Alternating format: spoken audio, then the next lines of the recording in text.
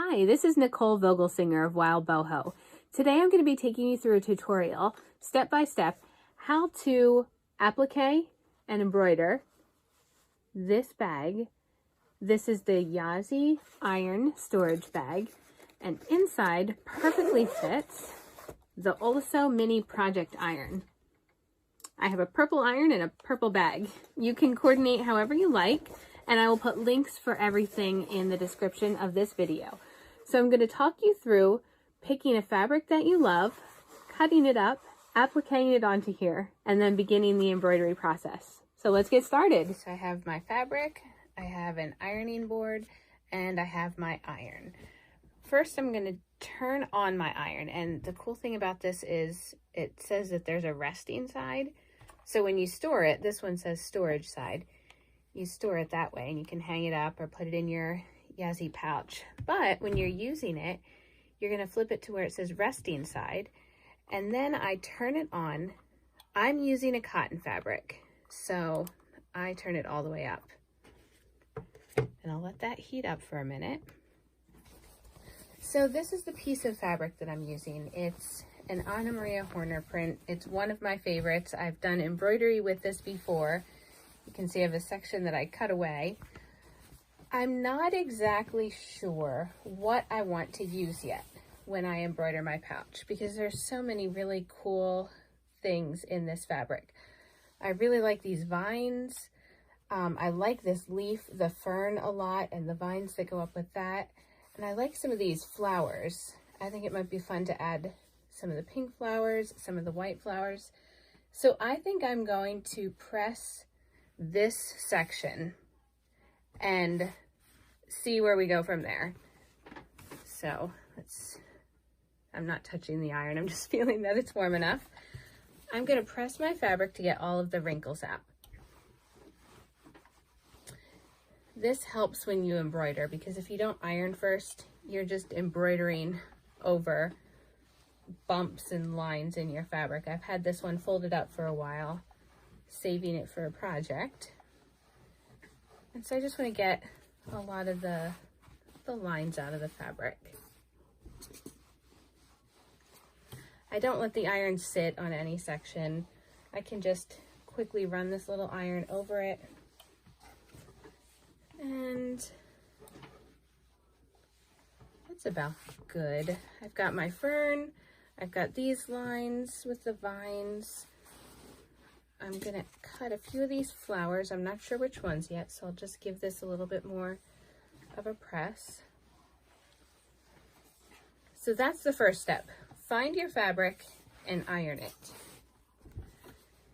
And then I'm gonna show you next, we're gonna iron it again, but after we add a product. So I'm gonna finish this up and then head on to the next step. So besides your fabric and ironing board and some general embroidery supplies, this is the only other product that you'll need for a project like this. This is the Heat and Bond Light. It's an iron-on adhesive. It says it's great for lightweight fabrics, machine applique, quilting. It's great for hand embroidery. I use it all the time. It has a dull matte side and a shiny side. So your fabric, you're always going to lay your fabric on the shiny side, and that's how you're going to iron it on. You can see my piece is in my fabric is cut into two different sections. The fern, I wanted to cut around some of the other elements so that I could preserve them. And so I've taken the biggest piece and laid it on flat. Now, the one thing that you don't want to do as you're ironing this on, you don't want your iron to touch the shiny Heat and Bond, because it's going to get all gunky on your iron. So that's why I love using this iron, because it is small, and the little point, I can easily keep it just on the fabric and not have to worry about it hitting the Heat and Bond at all and getting all sticky and gummy. So what I'm doing now is just lightly running the iron over my fabric. Because I'm using a small little desk-sized ironing board, I'm going to shift it around You can see I've got tiny little points, and this point is just brilliant for this sort of project.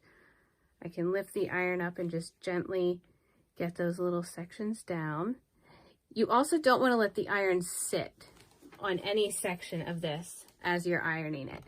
So I'm going to let it rest, shift my ironing board. I might turn this way.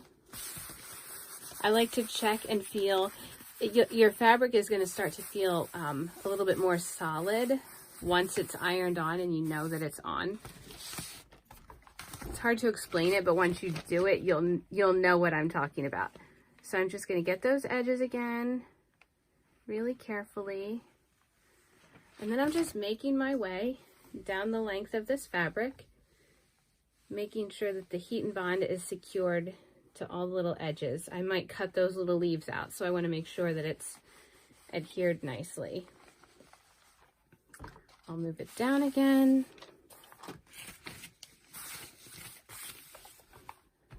I'm going to keep ironing those edges. I like to do the fussy cutting after this point because it's much easier to fussy cut fabrics once they have the heat and bond adhered to the back of them. It's almost like you're cutting out a piece of paper rather than a piece of fabric that wants to bend and move all over for you. So the fussy cutting is so much more enjoyable once this is on it. And I'm going to shift it this way. I'm going to do a few more of these edges here. So I'm just going to keep doing this. I've got my fern. When I'm done this, I'll let it cool for a minute and then I'll just check and see. I'll make sure that it really is adhered on. If there's any sections that are still a little loose, I'll run the iron over them one more time. So I'm going to finish this up. And then I'll talk you through the fussy cutting stage of this project. So we've come to what is my favorite part of the project, and that's fussy cutting. You can see that I have my fabric that's backed with the heat and bond. You can see when I hold it up, it doesn't fall. It's like I'm holding a piece of paper, making it super easy to fussy cut. I also like to use these Fiskars micro tip scissors. They're the spring action ones. I really like these because the micro tip is great for getting into tiny little sections. Now, I'm not going to cut these too carefully. For some projects, I might cut around every little green leaf that you see there. I'm not going to do that with this project. I also am not going to need this entire leaf. So I have my Yazzii bag here, and I'll show you what I'm talking about. I'm going to use my appliqué that we just created along the sides. Now, just to get an idea of size, this would be too big if I were to lay this leaf like that. I also don't really like how that looks. So I know I'm not going to use every piece of what I've cut out here. I might have it come up at an angle. So until I know the exact placement, I'm just going to roughly fussy cut around here. I'm not going to spend tons of time. The same with some of these other elements. I know that I really like these flowers, so I'll probably put a flower along there. That will mostly fit on, but I'm still going to lose some of the edges, and I'm okay with that for this project. I kind of want it to look like the flowers and vines are moving off the edges of this. I'm also not going to do it on the lid of this. I'm just going to have mine go around the sides of the bag. So get comfy. This is where you're going to spend a lot of time just cutting out pieces that you're going to want to fussy cut or that you're going to want to use on your bag. So for instance, say I'm going to use this flower. I also do want some of the gray background to show, so I'm not going to cut too closely there because I really like the gray and I think it'll look good against my purple bag. I can fix this up at any point, but I'm basically just going to cut little bits off, and you're going to keep the paper backing on until it's time to iron it onto your bag. Now you can see this didn't get hit with the heat as much. That's totally okay. It's still going to iron on when I get to that point, so I don't worry about that. And I'm going to keep fussy cutting, and then we will get to the next part of ironing this onto the bag.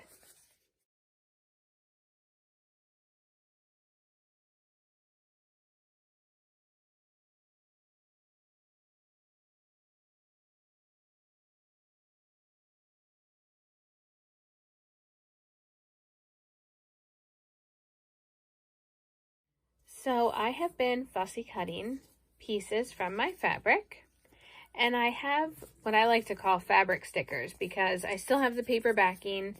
I have a little sticker of fabric cut out, and now I'm going to decide on my placement. So I have my iron plugged in, and it's on the highest setting. I like to just run it carefully along my Yazzii bag to get a few of the little wrinkles out. Also to get the surface a little hot. Now I don't have an ironing board behind this. I don't recommend like holding the iron here and holding your hand behind it because it's gonna get too hot. But if you're just doing this lightly, you're gonna be fine. So I just get the surface hot. I am going to do something that's very hard after you've spent all this time fussy cutting. I want to use a portion of this, not the whole thing. So I'm going to snip a piece right here, and then I'm going to just cut these leaves off.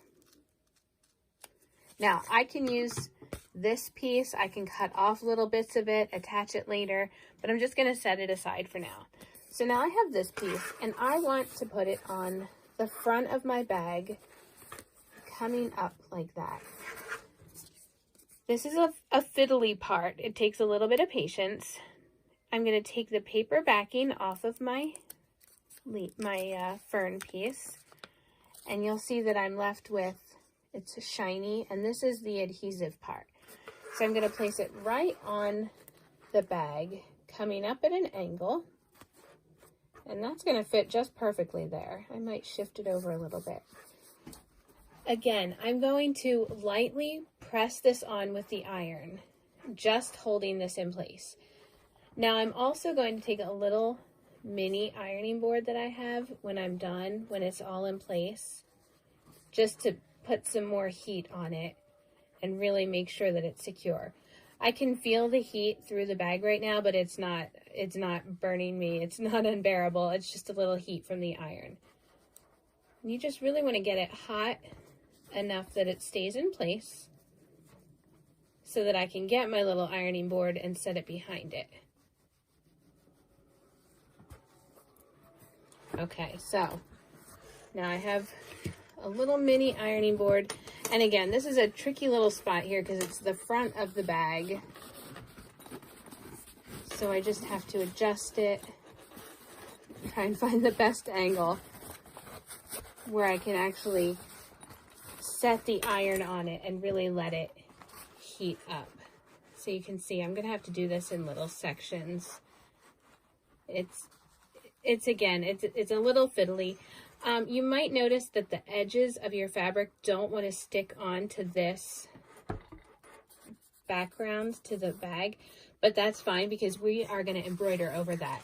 So you just want it on here enough so that you can embroider and it stays in place while you're doing the embroidery. So I'm going to keep doing that. I'm going to place my pieces. I might have to cut little bits off.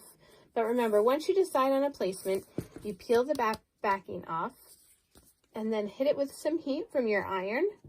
I'm going to go all the way around, and I'll come back when I have a finished piece to show you. Okay, so I'm just ironing this last little piece on.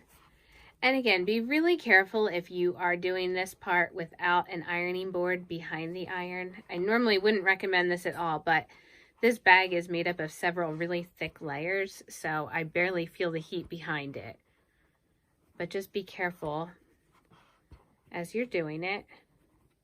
So I've got that piece on. I just hit the bag with one more bit of iron to really make sure everything's on there. This fabric is just gorgeous. I've been holding on to it for a while, waiting for the perfect project, and I think I'm really happy with how this one turned out. So we're getting it with the iron. Okay, let's zip it up and see how it looks. This is the final step before you start embroidery. I wouldn't recommend using your bag like this without it being embroidered, because although the heat and bond will keep the fabric on here, it's not a long-term solution, and it could, after a while, come off of the bag. So I like to do the next step of embroidery, and I'll share a few of the resources that I have on my YouTube channel, lots of embroidery videos. I can put the link for my Craftsy class in here, which is also embroidery, and I have 2 embroidery books that you can check out.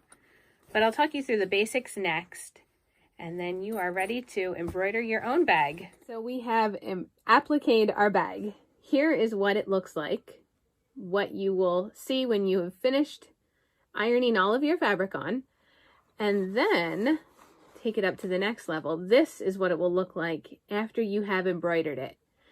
Now, I don't recommend not embroidering it. The heat and bond will stay on and will adhere for a while.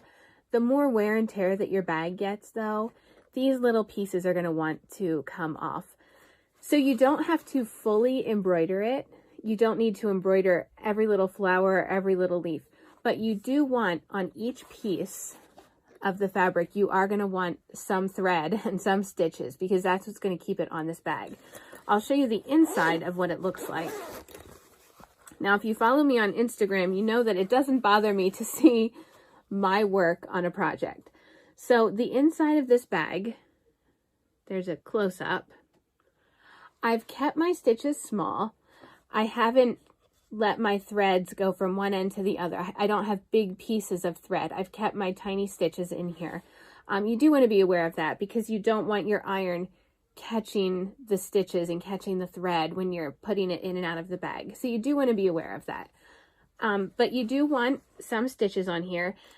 Also, with the embroidery of this bag, I start and end my stitches with a knot in the thread. So let's talk about threads first and all of the supplies that you'll need, and then I'll give you a few tips that you're going to want to keep in mind as you embroider. So you just need some basic supplies. This is a great needle collection. Any sort of embroidery, applique needle. A sampler pack is great because it'll give you a lot of sizes, and you will need a variety of sizes as you are working with beads. These beads, these are size 8 beads, and then these are bugle beads. These have a very tiny hole, so I needed a really small needle to embroider these on. These I can get away with using a larger needle. So that's why a variety pack of needles really does help you with a project like this. As far as threads, I love the Suspargo Eleganza threads. These are made by Wonderfill Specialty Threads, and I'll put links for all of this below.